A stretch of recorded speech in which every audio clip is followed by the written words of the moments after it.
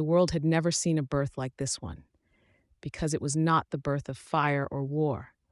Still, Eliana's birth was of peace and balance, a unique event in a world dominated by eternal conflict.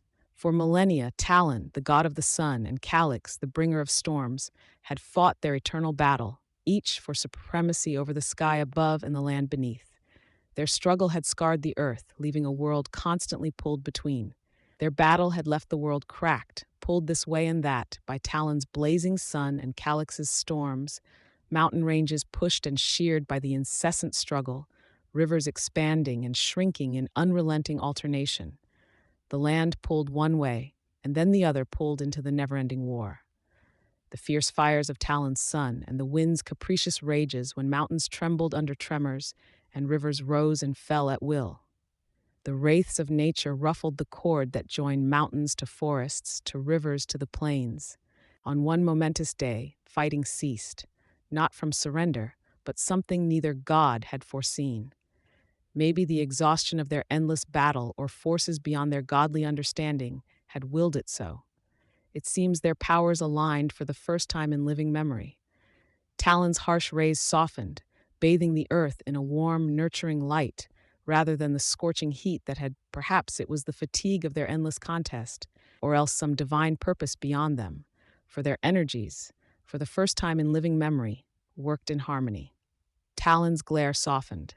The blue sky that used to burn and blister lowered itself to bathe the planet in warmth and comfort, a liquid silver glow that nourished the soil with subtle dew instead of scorching like before. Calyx's storms, which were meant to rage and rip everything to shreds, withdrew their fury. The wind, which used to howl up tempests like crazed typhoons, motion slowed to a murmur, a gentle meander, the rustle of a breeze sighing through and over everything, dried the soil. Calyx's storms, usually fierce and destructive, withdrew their fury. The howling wind forced its way through the world, leaving lanes of destruction, and became nothing more than a whisper of wind, a sigh of relief blowing across the land. Filled for ages before with the rolling mists of Calyx's gales and the glaring light of Talon's sun, the sky had now split open to endless serene blue. Once trodden by feet, tensed with the fear of imminent destruction, the air was motionless for the first time in generations.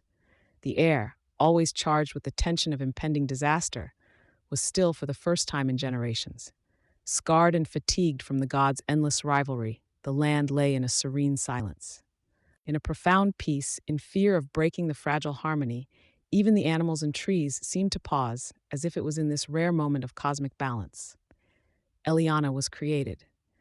Eliana was a being of peace, unlike two gods who came before her, born of fire, fury, and judgment. When Eliana was created, there was no fanfare of storms or the roar of an angry sun. Instead, it was quiet and peaceful like the first bloom of spring after a long, harsh winter. The earth welcomed her. So used to trembling under the weight of divine conflict, with a stillness that spoke of hope, of renewal.